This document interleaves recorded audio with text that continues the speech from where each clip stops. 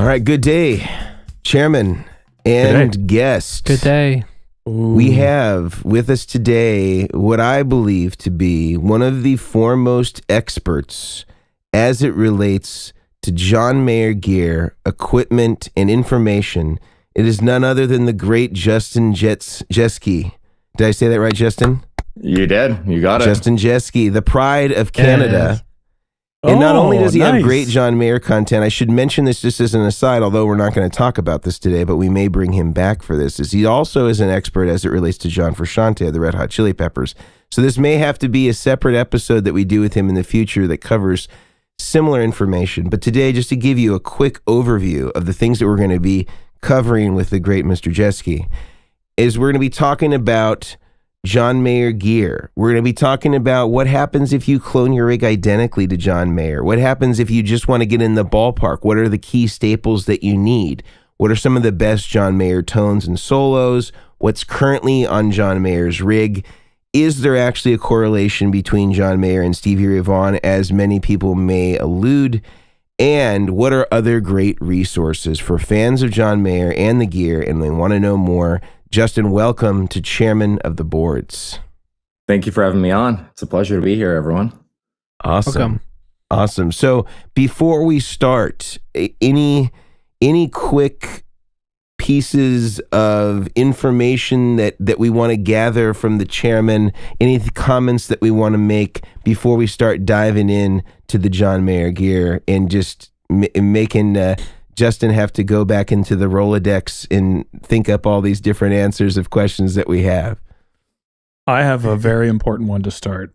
I know we've kind of mentioned John Mayer gear and Rolodexes. Does this include John Mayer Rolexes and his watch collection? Do you know anything about that? I'm not a watch guy, I have to say, but I know he's very into his watches. Are we going to touch on that at all, or is that out of bounds, Justin?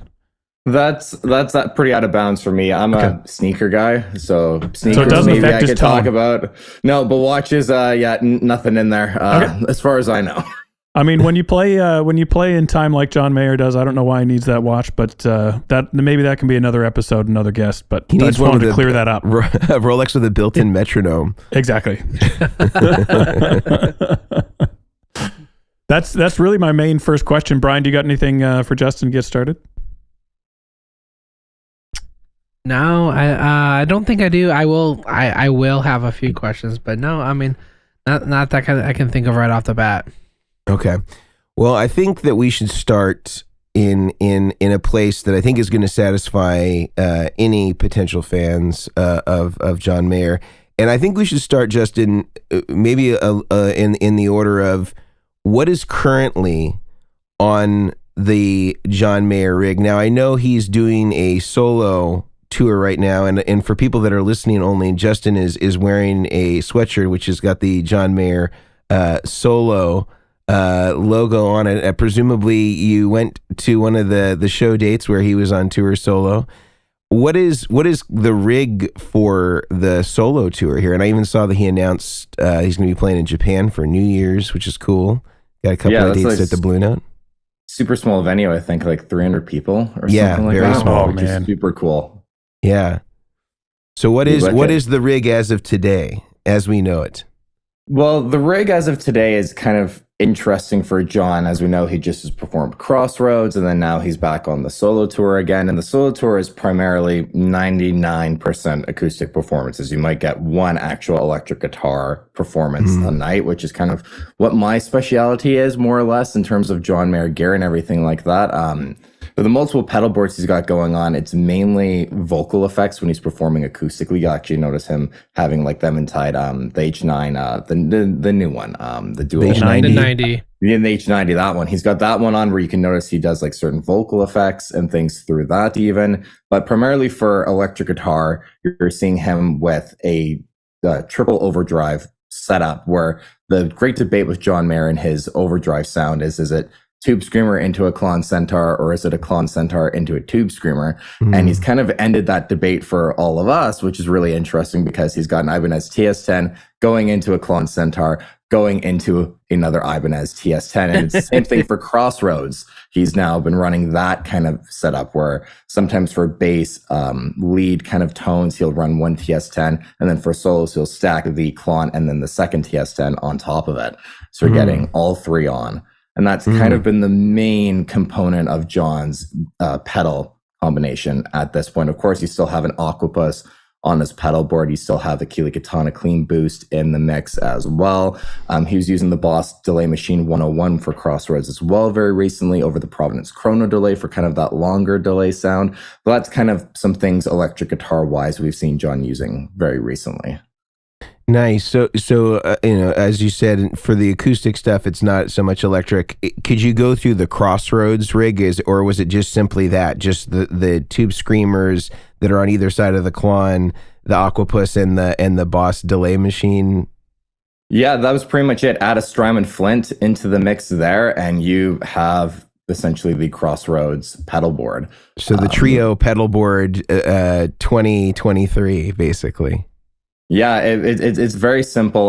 Before, when he performed at Love Rocks back in March, he had what we believe was one of the old school full tone custom Univibes on his board as well. And then you can have, like, for this performance, he had a Boss CE2 on as well for Crossroads for some nice chorus when they performed They Love Each Other from the Grateful Dead, that cover. Oh, nice. He used a lot of chorus for that performance as well, which was cool. But that kind of encompasses the main components on his rig right now. And then, of course, swapping things in and out as he needs.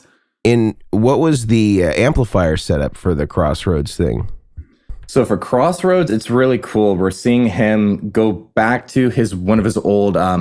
I hate using the word vintage for something from the 2000s, but one of his old school 2-rock custom reverb signatures. This one's just, it's been written number 83, as 83 being just kind of a big year for John, essentially a number that's just very important for him. So it's kind of the first 2-rock that they started slightly tweaking and adjusting for him, but it's essentially a custom reverb signature V1.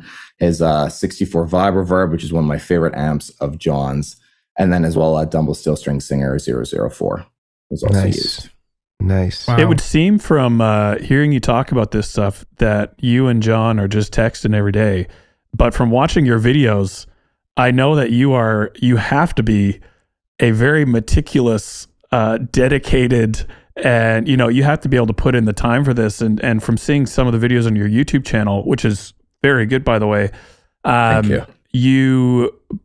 From my understanding, correct me if I'm wrong, you're basically going through social media, through other YouTube videos, and you're just getting any angle you can of, in this instance, the Crossroads shows, and trying to see, like, when's he hitting this pedal and where was that on his board from this angle. I think it was the middle switch of the DM101.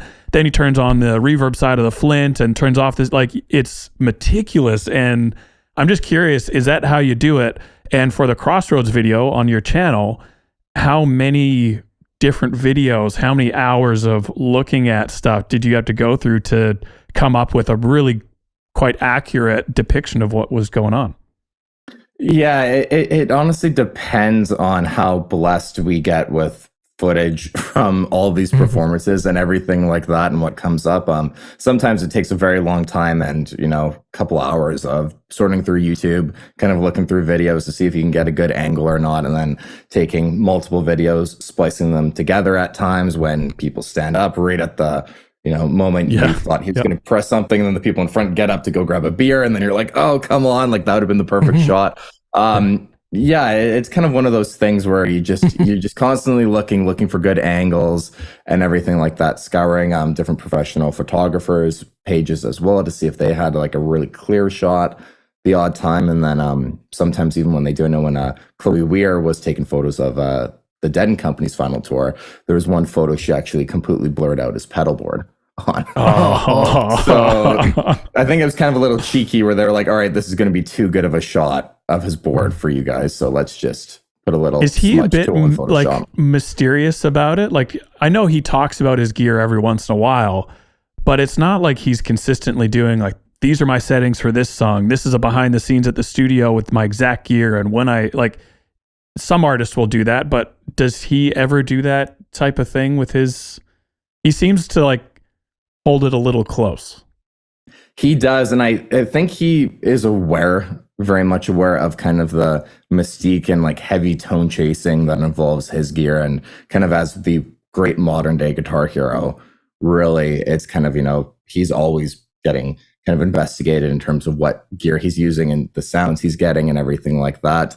So he is a bit secretive, and from what I kind of know, talking to different people in kind of the same space and everything, he likes to have fun with everyone who chases his sound and kind of mess with them a little bit. And he kind of almost enjoys trolling people, from what I am kind of aware of.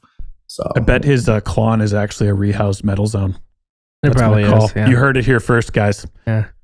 So I'm curious because I heard a rumor. I don't know if it's true or not.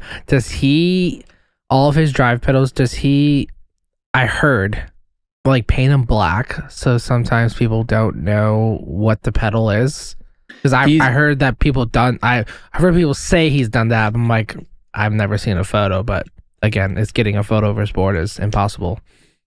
Yeah, he started doing things like that around, I want to say, the 2019 World Tour is when we first saw him starting to kind of black out different pedals, but not just drive pedals. There was the rehearsal, which Mason, I know you went to with our mutual friend Gabe as well. Shout out to Gabriel. And the pedal board he used there didn't have anything blacked out. You could clearly see exactly what was on it. The moment the first show happened, all of a sudden, a bunch of pedals were painted black, no labels on them, no logos, nothing. They're just a bunch of black boxes with almost the exact same knobs. And it was very interesting, but because we've seen shots of his board in the past and just being able to kind of discern by the layout of what's on his board, you can kind of tell, okay, that's a Providence Delay 80s, but it's just black and the knobs have been switched.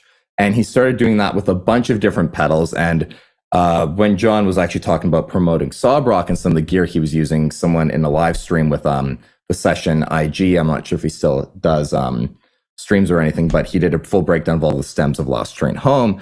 And in that, someone asked John, why do you black out pedals? And he essentially said that is because he doesn't want, and to quote, he doesn't want the price of shit going up just because he wants to give it a try. And, you'll see people on Reverb put in, as used by John Mayer or something like that right in the title. And I think that really irks him, that people are kind of seeing what gear he's using and then just trying to make a quick buck off of that. Mm-hmm. So that's mainly the reason from John's direct perspective, right from him. And so he tries out something that's kind of hard to find, a little bit rarer, like the CE2 even. He painted that black. But then the Klon, I think, was just, from what I've heard from Zach from Mythos, he talked about it briefly, that John's Klon had kind of broke or something, and then they ended up rehousing it just in black to kind of go with some of the black scheme that he was kind of going for. So did Mythos rehouse that for him, or did somebody else do it? Someone else did. I don't know who. I have a lot of speculation that Josh Scott is involved in some of the stuff that's going on because they're very close. I feel like Josh would be kind of someone who knows. And Josh has come out and said too, it's a real Klon Centaur that's in there. A lot of people thought it was the Cherrytown for a while, but John can afford. He's got millions of dollars on his wrist, right? He can spend the money on a Klon and get a couple backups. Right, right. Crazy. Yeah, well, it's an interesting thing, that you're doing here, Justin, and I think that sort of this documentation that you're doing, this may come in handy, because I think if there's anything that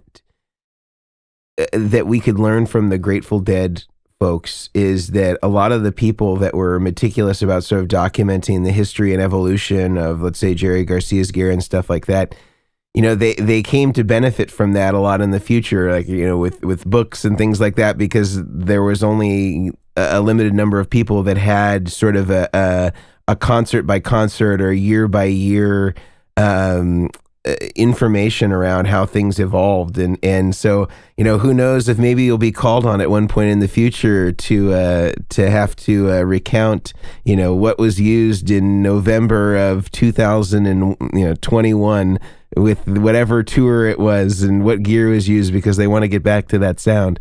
So I think it's a really cool thing that you're doing, and I just love the nerdiness of it for myself, and just kind of like being like, oh, that's interesting, like that's what he's using. And one thing I wanted to say before we break for a moment for sponsors, I wonder what your perspective is on how much it actually helps that he does that, or whether it actually just stokes the flames more to try to obscure what it is, because ultimately, like, people who really know, pedals fairly well, or somebody like you is ultimately going to figure out what it is.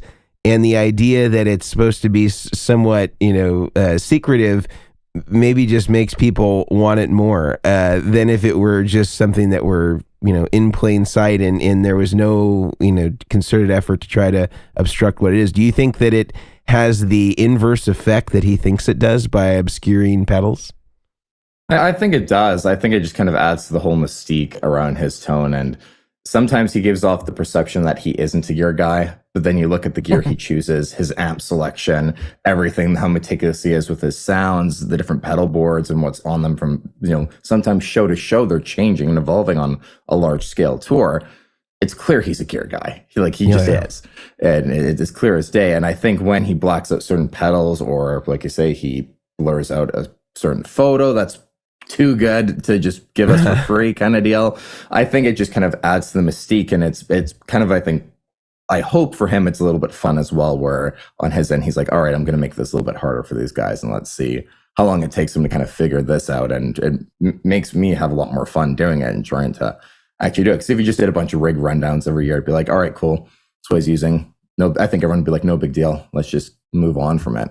But I think it's a balance too of, in my mind, at least with the videos I make, trying to also respect his privacy at certain times. When the tour, I don't want to go in, I might know night one exactly what was on the board, but out of respect for John and to not annoy him as well, I don't want to go and sometimes reveal, the morning after the very first show of a tour, what exactly he was using.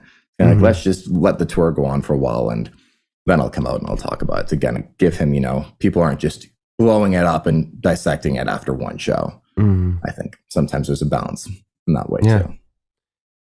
Well, I want to continue with this conversation, but before we do, I want to talk about a few sponsors that make the podcast possible every single week. The first of which are our friends over at the Guitar Sanctuary. And if you can see Brian Omilion right now, if you're watching over on YouTube, you know that he is seated and placed in the Guitar Sanctuary. He basically lives there, and he's building pedal boards all day long for your viewing pleasure on Instagram and various social media channels.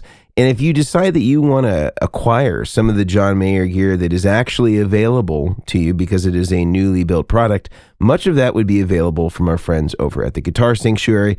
And Brian Omilion could be the guy that would put that pedal onto a pedal board and make it look beautifully routed with channels of cables that look like super highways in Los Angeles, California.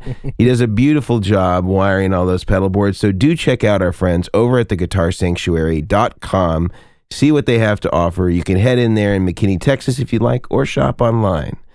Also, our friends over at the Sweetwater Gear Exchange. The Gear Exchange is an amazing program where it allows you to have a peer-to-peer selling platform, to be able to take all of your used gear, sell it to other people. And the coolest thing that they have that really separates them from Reverb or eBay is that you don't have to pay any seller fees so long as you decide to take your earnings and put them on a Sweetwater gift card. You can maintain 100% of everything that you earn so long as you do that. It's a great way, if you have something new that you want to buy, to sort of create your own layaway program. You sell your gear that you don't use, you acquire these gift cards that you're piling up this money, and then you can redeem it all on the thing that you want. Go over and check out sweetwater.com/used. You can set up an account for free, get buying and get selling. Also, our friends over at monocreators.com. Now, Mono makes some of the best gig bags in the business.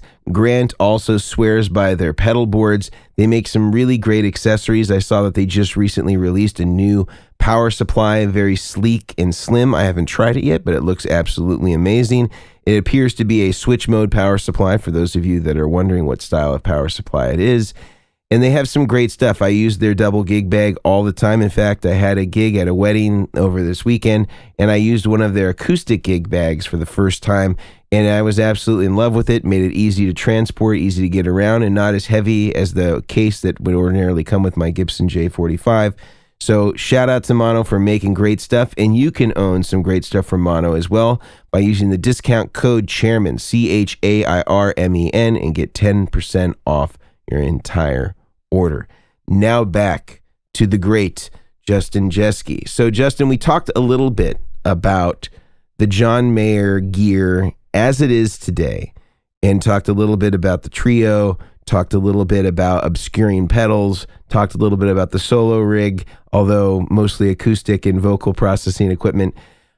I want to go into talking about if we were to get John Mayer's rig identically, we were to get every single component, and I think that there's a few people that have gotten pretty close.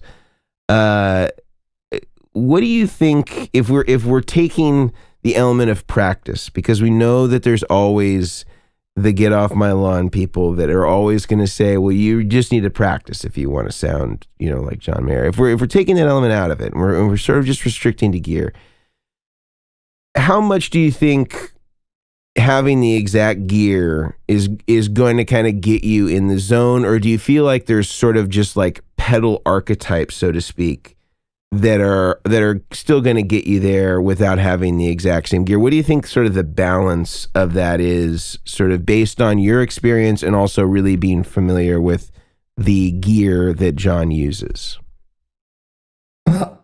Excuse me, I'll say this. I've never failed more brilliantly in trying to sound like John Mayer than the day I got my 2-Rock. That's kind of the very first thing that always comes to mind when people talk about gear and what kind of gear you need to get and everything. I think pedals take up so much of everyone's mind space, and what's the difference between this blues breaker clone and this one?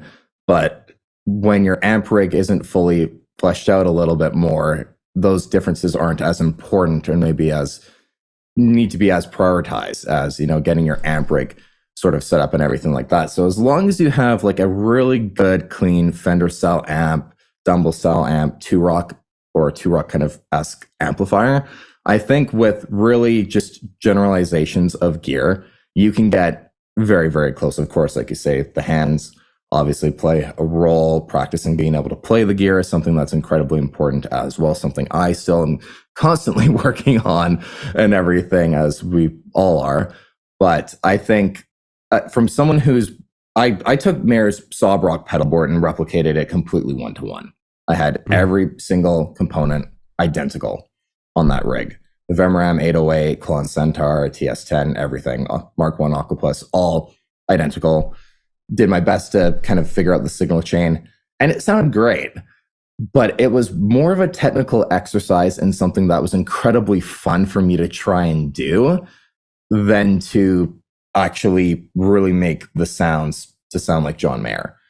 Like the Strum and Flint, even any good harmonic tremolo will get you a beautiful trem sound for Gravity. Any, really nice chorus can do the Last Train Home, Boss CE2 sort of thing. Any tube screamer can get you the TS10 sound more or less. I think it's more about ballparking in general is what people need to be kind of more, kind of concerned with. You don't need the exact components at all.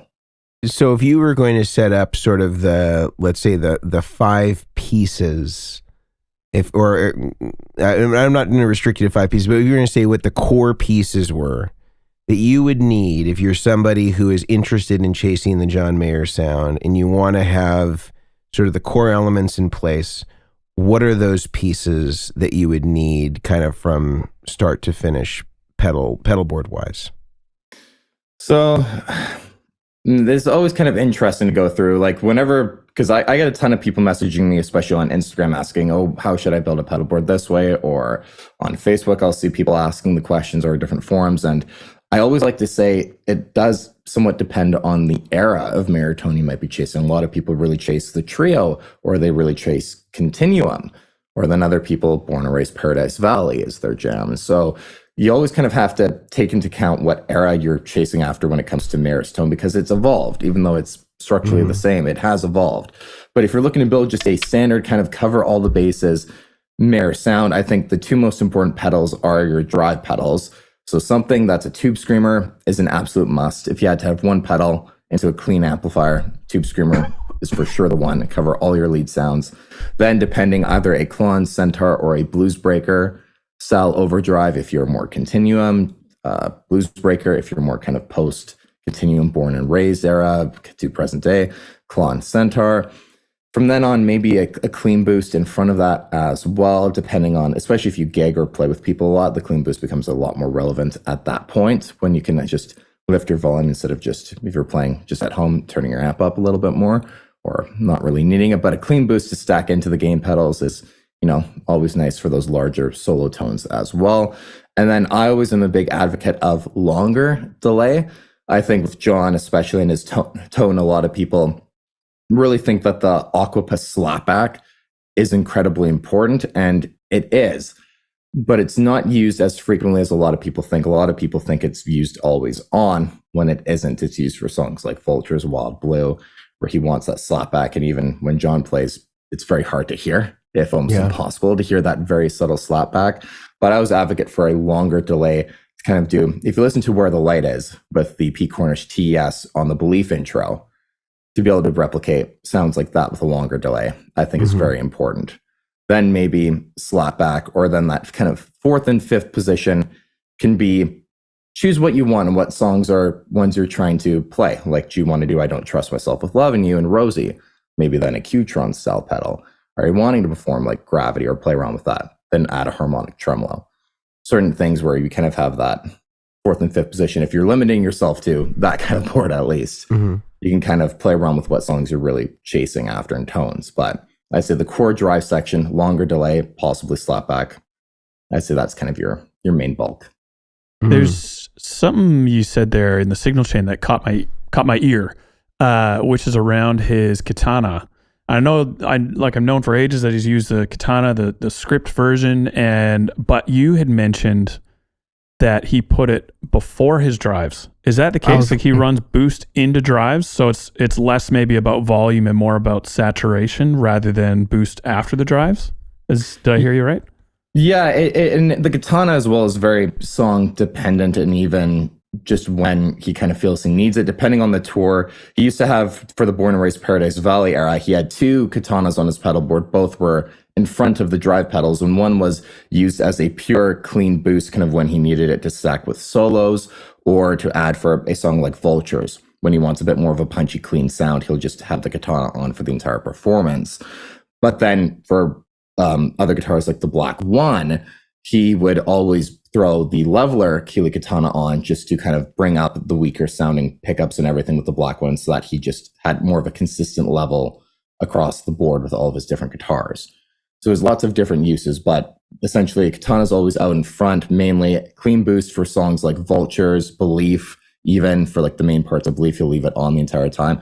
And then for bigger solos as well, he'll then stack the katana on in front of the drive pedals as well to kind of get into more saturation and things like that. He's done clean boosts after post-drive, but it's a lot more uncommon and something that's not as really in the mix. Interesting. Yeah, I was going to mention that too. Good grab. No, it's just, it's really curious because we're obviously talking about the gear he's using and, what are the core elements or the foundational pieces of the gear. But even in this little example, and we talk pedal boards and signal chain obviously on the show, you could have every piece of gear, but if you don't have a sweet clue about his signal chain or the settings in which he runs them or how he runs them with different guitars, I mean, you might as well be using a different pedal board or going after a totally different artist. And so I think it's cool to hear you talk obviously about the gear itself, but in my mind, more importantly, about the signal chain and the general settings, because I feel like that's 90% of the battle in terms of getting that sound. And so it's interesting. Any other kind of, how he's actually using the gear, tips or tricks you've picked up over the years in this realm? Tips and tricks for how he's using the gear. That's I know on one of the videos you mentioned one of the videos, even on the Black One guitar, he tends to favor neck, and I think you mentioned position 4, but the bridge is really rare as an example. And so I thought, I was like, oh, that's actually really interesting to hear some more details on pickup selection, like any of those types of things in the sound. As far as off the top of my head, which is where all this information comes from, we'll laugh about Rolodexes. It's for me, it's all just in here that I go off of after all this time of researching and deep diving in. I think the main thing that maybe is a tip and trick for a lot of people as well is stage volume and how loud John actually plays. Because when you look at his settings and everything, speaking of that, you try and translate it to your rig, or even me when I was running it through a 2-rock and a vintage Bandmaster and stuff like that with everything. You still have to tweak everything to account that you're not playing a massive arena and your amps are not screaming. I'd be deaf if I played it in my house that loud and stuff. So you have to kind of take into account with your rig, especially with drive pedals as well, and what kind of amplifier you're using in general. You kind of have to go maybe use his settings as your base and then tweak from there using your ear to what actually sounds appropriate and more like his tone. Because if you take his Tube Screamer settings into a completely different amp, it probably won't sound identical to what John's does. Little things like that. Even the Aquapus, a lot of people I've seen take the Mark II and Mark III, the more accessible versions of the Aquapus, and they'll try and just copy John's Aquapus settings. But right now, at least since Born and Raised Paradise Valley, he's used the AP1 version of the Mark I, and the pots are actually reversed. So if you just visually look at it and copy settings, you're going to get this really wacky, almost self-oscillating sound. And then you're going to think to yourself, how the hell does that work? And it's like, well, if you actually look where the pots are, they're swapped, they're in opposite places, and then the one pot's actually reversed. If you look at it. So little things like that to keep an eye on. Which is the knob that's reversed? Is it the mix or is it like the feedback?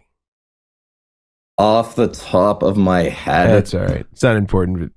But usually on the Aquapus, it has like a graduated like silk screen, so it like gets wider where doesn't it where like where the effect is more exaggerated.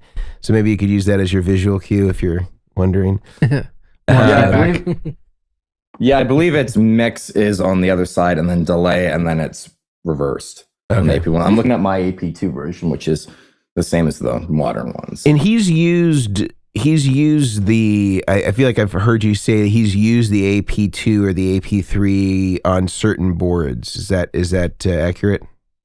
Yeah, it's kind of one of the bigger mysteries that I still haven't figured out in terms of why on a lot of smaller pedal boards he's using the Mark II Aquapus when, yes, I've even mentioned when we're talking how the Aquapus slapback can get kind of lost and it's very hard to hear, but there's still between the original Mark I sound, how it overall will sit in the mix and the darkness of those repeats and what it does to your tone versus the modern versions. But on a lot of pedal boards, he's using a Mark II version of the Aquapus. So me and a few of my friends in the John Mayer gear community have a couple wild theories that, well, maybe it's rehoused Mark I in a Mark II enclosure or something like that, where somebody so meticulous about his gear to use the Mark II, which, if we're getting this pedantic almost in this detailed, doesn't quite sound the same. But maybe John just doesn't care, and we're deep diving a little more than he does into it. But yeah, I sometimes find that hard. I'm surprised more people just don't go and get a vintage DM2,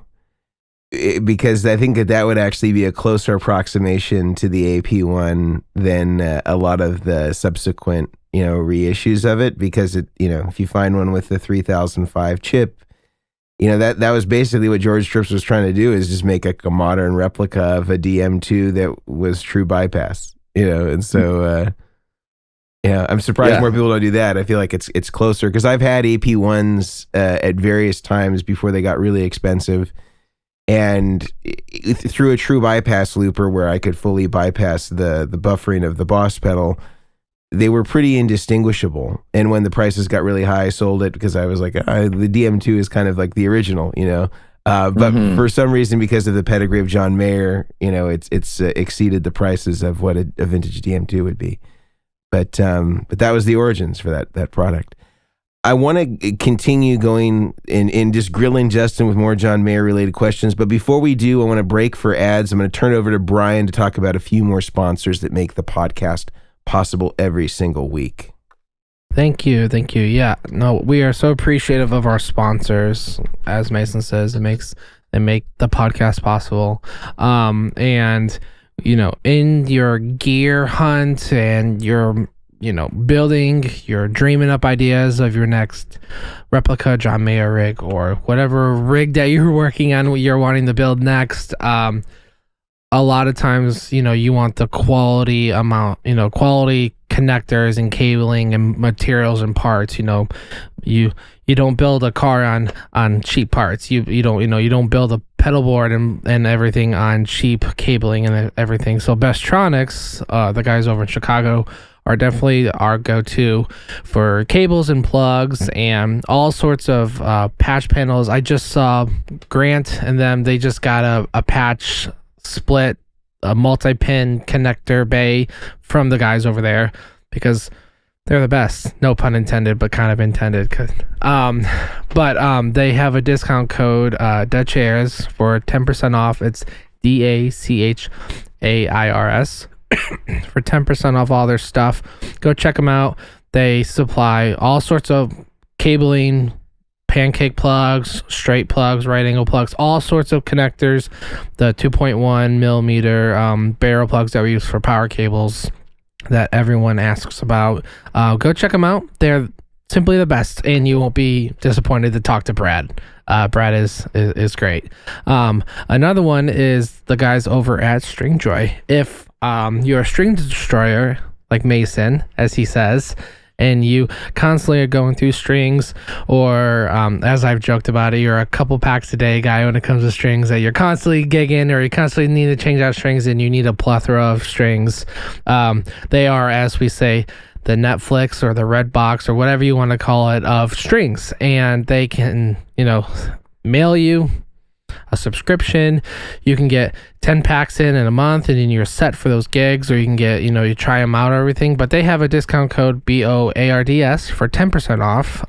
Go use that discount, try the strings, subscribe to them, and you won't be upset. Add a little joy to your life. Back to you, Mason. All right. Thanks, Brian. So, Justin, the next thing I want to get into with you is I think that, so an interesting thing that I run into, and this is even with, I would consider myself a fan of John Mayer, and I talk often when I'm with friends and colleagues that are equally sort of tonally minded. And the pushback that I often get is and I think that this is pretty common, even, if I were to do a YouTube video on a John Mayer style pedal board or whatever it may be, is that people are typically dismissive of John Mayer as an artist by calling him a Stevie Ray Vaughan ripoff. I think that is the most common characterization that I see that would undermine what he's doing. And I've always thought that this was a pretty sloppy comparison, because there are very few songs that I've heard John Mayer play where there's a solo that really resembles a Stevie Ray Vaughan solo. And other than the fact that he's using a Strat and a Dumble, certainly you could say that he has influences there. But I don't really get I would say that the proximity of a Philip Sayce to a Stevie Ray Vaughan is a much closer comparison than a John Mayer to Stevie Ray Vaughan.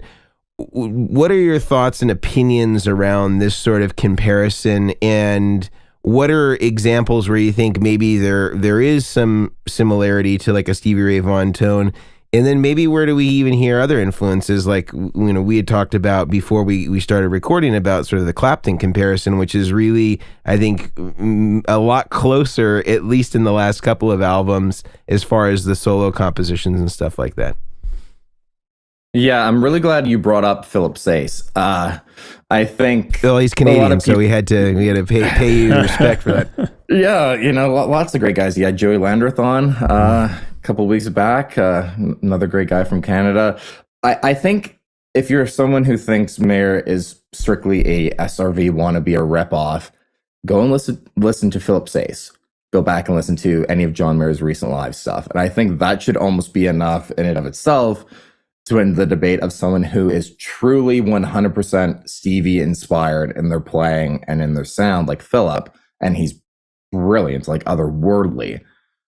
But John is on a different level, and it's almost like John kind of pulls from different influences. We talk about Eric Clapton a lot too, and the Clapton thing has, I think, really become John's kind of main influence, especially as the years go on. Maybe early Mayer, a lot more SRV, where he'd cover Lenny a lot more when he performed. A lot of his solos would have a lot more SRV kind of tones and playing to them, like Covered in Rain back from Any Given Thursday. It's one off the top of my head that's just a bit more SRV. Even playing one of his first guitars, the SRV signature Strat from the 90s.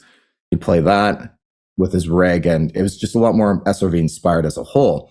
But you listen to something like Sob Rock, which is so Eric Clapton in the way it's kind of done and everything, like a love letter to the 80s and that sound. I think there's so many more influences that John is just more than an SRV wannabe or an SRV copy. Even in a lot of his live playing, if you listen to any live footage, the Jerry Garcia influence now especially is huge in a lot of the stuff he'll play as well. Yeah. And the only solo like I can really think of, and I may have messaged you this before, is I feel like Assassins has a very Stevie Ray Vaughan sound to it. Although I don't think he used a Strat for it, or at least when he performs it live, he uses like an Eddie Van Halen, like Wolfgang or something like that, which you wouldn't normally associate it. But I think that sound to me sounds like a Stevie Ray Vaughan inspired solo. But I can't really point to, as you said, other than like Any Given Thursday and doing a Lenny, kind of introduction to what was that? That was Man on the Side was like it was the introduction to that. I don't see where there's this comparison. Like, again, I think that Helpless was like the first song where there was like a clear Clapton like reference there. And even in the music video on Sob Rock of Last Train Home, it was like basically sort of reinterpreting the Journeyman, like era Eric Clapton music videos. I can't remember which one, which Eric Clapton music video it was, but I remember like seeing it and be like, oh yeah, I recognize this. I've seen this like a Eric Clapton Vimeo, thing like, Vimeo. But yeah, it's bizarre to me. Like I feel like people who do that, it's like are they listening to what I'm hearing? Because it's like I don't know. Like anytime anybody hears a blues lick, is it automatically like referential of Stevie Ray Vaughan? Like I don't know. It's to me it seems lazy, and like it makes me think like, have you actually listened to John Mayer? Because this is not, vocals aside, there's really not a lot of Stevie Ray Vaughan here. So anyway, I was curious if you run into that in the work that you do, where people are just like, oh, why do you care about this? He's just a Stevie Ray Vaughan clone. Oh, 100%. I think a lot of people either, some of the comments John's made in the past in interviews, or that he's the guy who wrote Your Body is a Wonderland, and people just still can't get over that, or how he used to be very much into the SRV thing. I think people still to this day dismiss him, which is such a shame, because when you think about him as, like I mentioned before, one of the biggest modern day guitar heroes out there, like the amount of people he's inspired to pick up a guitar and play music and just fall in love with it is, he is the number one guy from kind of our time, so to speak, and the people he's inspired. So it's kind of sad, honestly. But yeah, in the line of work I do, I get comments all the time, be like, oh, he's just an SRV wannabe, or he just is, trying to be Stevie. And like you mentioned with the Dumble Ends, like he owns the Texas Flood amp, the Texas Flood Dumble End. He owns that amplifier.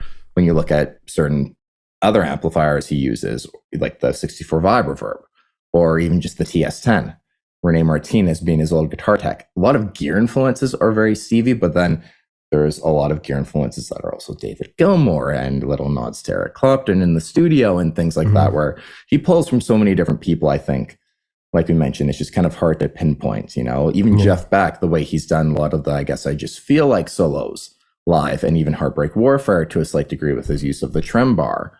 There's a lot more to John than just pure SRV. And it's a lot of people just dismiss him. That. One of the things I want to kind of finish on here as we kind of get toward the end of our conversation today is what would you say for you, tone wise, for John Mayer, would you say are your like top 5 kind of John Mayer tones? And this could be incorporated as a solo, this could be incorporated as just, the elements of a song.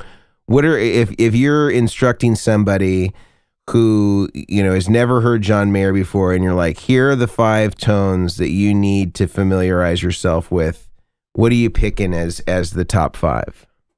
This is always such a hard question to answer. And I know we talked about this before, and it's still something where I struggle. And for me, it changes quite constantly of, these are things you need to learn to kind of round John out. And I have to give a shout out to my friend Austin, who just got into John Mayer and just discovered him. And I sent him a whole YouTube playlist of all these deep dives and cuts, being like, you need to listen to like this live performance of this song because it's incredible, and all this stuff.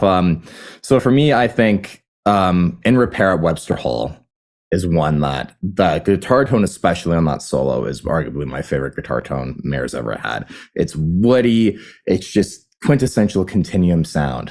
In Repair at Webster Hall is for sure one. For me as well, I think kind of trying to round John out a little bit more, I think I guess I just feel like live performance at Milwaukee in 2019, that's one I find myself constantly going back to with that psychedelic fuzz machine, that really old school Chennai fuzz unit that he's using. You get that really kind of interesting, almost octave fuzz kind of sound. That's a really great tone of John's. If you're thinking more higher gain 2019 tones as well, Helpless at the Forum. For me, the outro solo where he uses the Mesa Boogie Flux 5 as like a very high gain, stacking with the TS10 and the Klon. That's a really great, okay, it's not just a kind of more mellow bluesy tone. It's like he's stacking on a higher gain overdrive to really get in your face and get a really kind of loud, aggressive tone as far as lead sounds go. And then one I always love to recommend, but it's very hard to find footage of unless you have it on your computer like I do at this point, is the Going Down performance with the Rolling Stones. That lead tone is absolutely wild, back from 2012 with Gary Clark Jr. as well. That lead tone is just, the first time I heard it, I was floored. It's just a lot more aggressive and dirty, and it's kind of, at that point for me, it was like, all right, this is like a benchmark Mayer sound that is just otherworldly and absolutely incredible in all honesty. Couple more just kind of different ones that I think people should try and listen to if they can. His guitar tone from the Alexander 23 cover of Everyone Wants to Rule the World with that Jackson soloist. It's not what you could normally think of as John Mayer tone, but man, when he's fluttering with the Floyd Rose, it's really cool.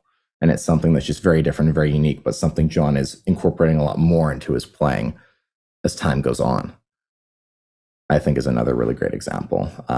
Even just some of the changing performances on the solo tour, I think, are really great as well from modern day.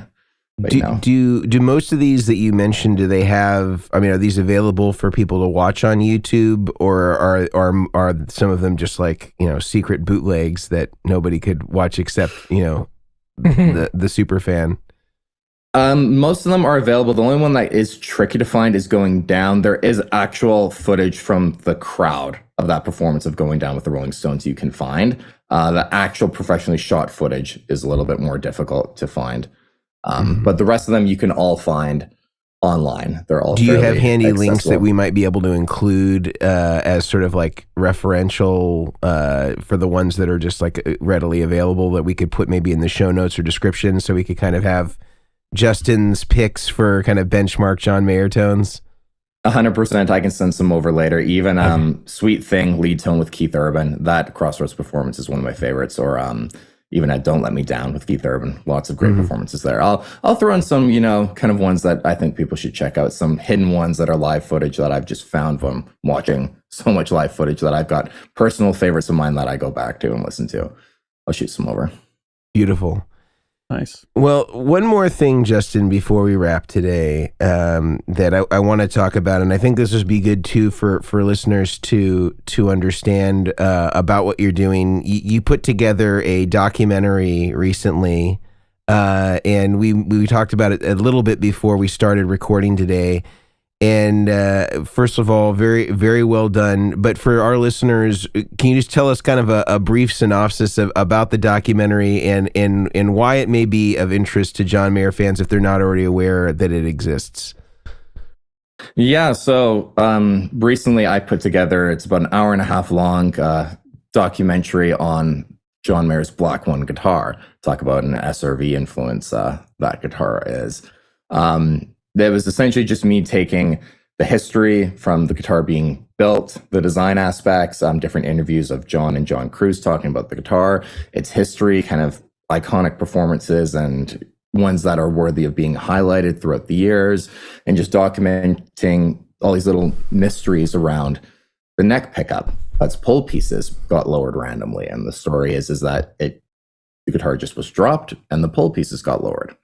Do you buy that story or do you not? And kind of highlighting certain interesting things around the instrument, how it's had 3 different necks on it because the original neck started to warp, and now John has the original neck back on it because even John Cruz's replacement necks never really were the same in John's opinion in his hands. So just, it's essentially like a love letter to that guitar that really has helped inspire so many people along with John to pick up the guitar and play. And it's just a full documentary on all this crazy stuff. And if you could give us like an overview, like what would you say are kind of like a few unique elements of the Black One guitar as far as like its features, or what may make it sort of, I don't know, stand out from an ordinary, let's say, 60s custom shop Strat?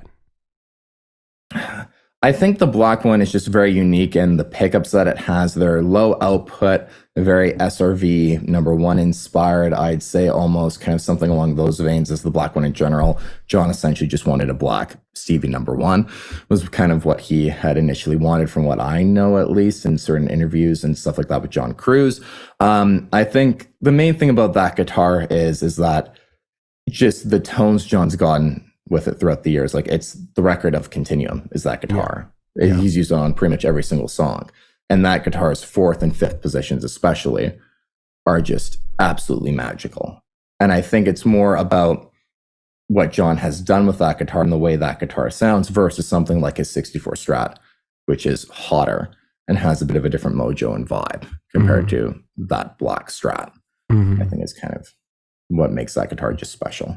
Do we know much about like how much it weighs, what the pickup readings are as far as like the output levels? Like, are we talking in the 5s? Are we talking low 6s? Like, do we know any information like that? On John's actual guitar, no, unfortunately, and I doubt we ever will. They did the run of 83 Masterbuilt Black One Strats, which are going to be extremely close in terms of the pickups, the weights and everything. I know some of those Black One Masterbuilts, I have a couple buddies who have them. They can be a little bit on the heavier side, actually, interestingly enough, into the higher 7s for a Strat, low 8s, I believe. Pickup readings off the top of my head for those 83, I don't remember, but they're relatively low output. And he also puts his pickups pretty low, like almost, like lower than I'd say a lot of people might put their Strat pickups, where his are pretty close to the pick guard as far as like the height. So he seems to be relying a lot on using the amplifier to do the work and not having the pickups necessarily like overdrive pedals or overdrive the amplifier with the output. Is that an accurate assessment of kind of his setup? Yeah, definitely a lot more dynamic in terms of the guitars and the way they're low output, and then you have all those pedals and the amplifiers really doing the heavy lifting for sure. He doesn't rely on very hot pickups often.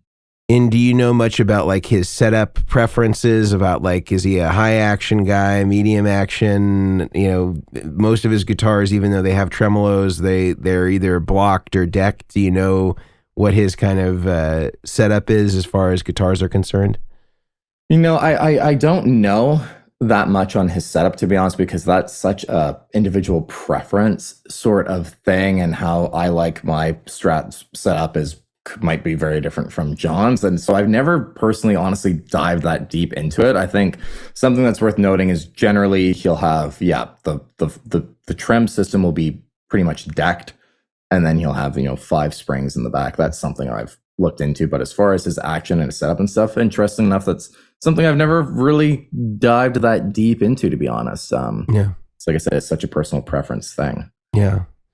It's interesting to me that like I've experimented myself with decking versus putting like a block in it like Clapton does, and just kind of seeing how how it affects the tone, and even the number of the springs, can be an interesting experiment, because it almost creates like a reverb effect by having the springs in the back, especially if you open up the back plate and all that stuff. So I'm always curious what guys are doing, and what they're finding is an interesting way to kind of achieve their tones. But yeah, one day maybe we'll know how heavy it is. But it's funny when in doing a lot of these interviews with like session guys and stuff like that we do, I'm always shocked at like some of these guitars that are like used on a lot of hit records, and they weigh like 10 pounds, or like Strats that are just ungodly heavy. And for whatever reason, it's just a good guitar. It doesn't matter if it weighs 7 pounds or it weighs 10 pounds. It was the guitar. Yeah, it's super cool. One day, hopefully, we get some information more onto exactly certain details of some of his guitars. One of the things I appreciated about the doco was the hearing all of the little insights into how the guitars changed over the years, and more importantly, the stories behind them. And it's just really interesting hearing, about the warped neck as an example, and what was going on there, and all the back and forth, all the behind the scenes stuff that was going on for him to, get to the point that he's at today, putting the warped neck back on the guitar. And again, I think, like you were saying, I think it lends itself to the fact that he really is a gear guy. He's picky. He knows what he wants. And if it's not quite there, he's not going to put up with halfway. You know what I mean? And so even, I think I could have this detail a little bit wrong, but I think in the doco you mentioned the tuners being swapped out or something like that, something that was on hand, the Perloid tuners and stuff, and just hearing why they were kind of around from SRV, kind of era, and then got put on that, and now they're on the whole run of guitars that he did with Fender because of that little thing that happened in the past. It's just really interesting hearing a lot of the stuff I would just assume it was like that from the factory. It's like, no, actually, there's more to it than that, and it's just cool hearing some of these details I never would have even considered, but they have quite a cool history behind them as well. And so, it was cool, man. And I appreciate you putting all that effort into the documentary. It's something I didn't know I needed to watch, and now I'm really glad I took the time. So it was awesome. So if you guys, even for those listening, I think it definitely is worth checking out, and I think you'll get some cool insights into, especially obviously that guitar, but John Mayer himself and why he makes some of the choices he does is pretty interesting. Yeah. Thank you so much. Yeah, I wanted to mention, I had a cool experience. This is pre-pandemic. This was his world tour, I think it was, right? But 2019. So I got to go to his Dallas date with a friend, and we actually had the opportunity to sit in on sound check. So we get there, they're like, no, don't record anything, don't take photos, don't be respectful, sit down and be quiet. I was like, okay, Dad. And we were sitting there, and it was they were practicing a tune, and they kept playing the tracks, and the band was learning it, and I'm like, what are they doing? Like, they're learning a song. And I was like, oh wow, okay, that's ballsy, that to just learn a new song with your gig in 2 hours. And it was Carry Me Away. I think that was the name of his song. And he comes out after an hour, and they play a couple times, and they you can see, and this is something I think a lot of people, as much as we talk about gear, and I love gear, I love talking about gear, it's also I have to appreciate how creative he is and how brilliant he is in some of the stuff that he does and thinks about. Because sitting there for an hour and a half, my friend and I are our wives are just kind of are they're both musically inclined to, they sing, so they understood, but we're just blown away at how he's getting excited. It reminded me of being in a band when we came up with a new song, and we all kind of yeah, he was excited about the part, and they were jumping off of, yeah, let's do that. Oh no, I don't like that. I'm like, are we literally witnessing them finishing this song? And he ends with, yeah, I think we're gonna do it tonight. And I was just like, did they even finish? And he was just yeah, I like that. It was seeing the creative wheels turning, and I think that's a huge thing also to appreciate. His playing is amazing, and that's the thing is people will harp on his, oh, he's Stevie Ray Vaughan, oh, he's this. It's he takes pieces from all these people he's learned from, but he's also putting his own take on it, which is amazing. So it was a cool experience to see all of that happen, because I'm such a behind the scenes documentary. I watch every documentary you can watch because I love behind the scenes. So seeing that was cool. It also like humanizes them. We're all humans, I understand that, but it like really humanizes them. It's like, oh my gosh, like yeah, you know, like he's figuring out what tone sounds better and what guitar he swapped out multiple guitars and those kind of things. But it was it's cool to hear and see people like you that are diving into showing other people that are really interested and really want, you know, don't have the time to sit down and look at every single video, but really want that tone. And I'm always going to say, like, tone is also, it's in the hands. You know, every rig is going to sound different with the player, but it's really cool to get a baseline of how a rig could sound also off of videos, off their dock and everything. So I do appreciate what you're doing. Yes. And we will make sure that we have all of Justin's credentials listed in the show notes and as well in the description. So if you're interested in checking out what Justin is doing, you will have all the resources that you need. We'll also post all of his recommended sort of benchmark tones for John Mayer that will also be included in those same locations. So please do check that out. Subscribe to his channel. He does a lot of really great content and deep dives. And we are glad that you are in this YouTube space so that you take all the legwork out of what we would normally have to do to try to figure out the same stuff. So thank you, Justin, for your contribution and being here today. And we will sign off for this episode and make our way a little bit further down the road to Tone Town, hopefully with a little bit more information and understanding about one of the guitar greats, John Mayer. Until next time, we will see you guys. See ya. Yep. Thank you so much for having me on, everyone. It was a pleasure.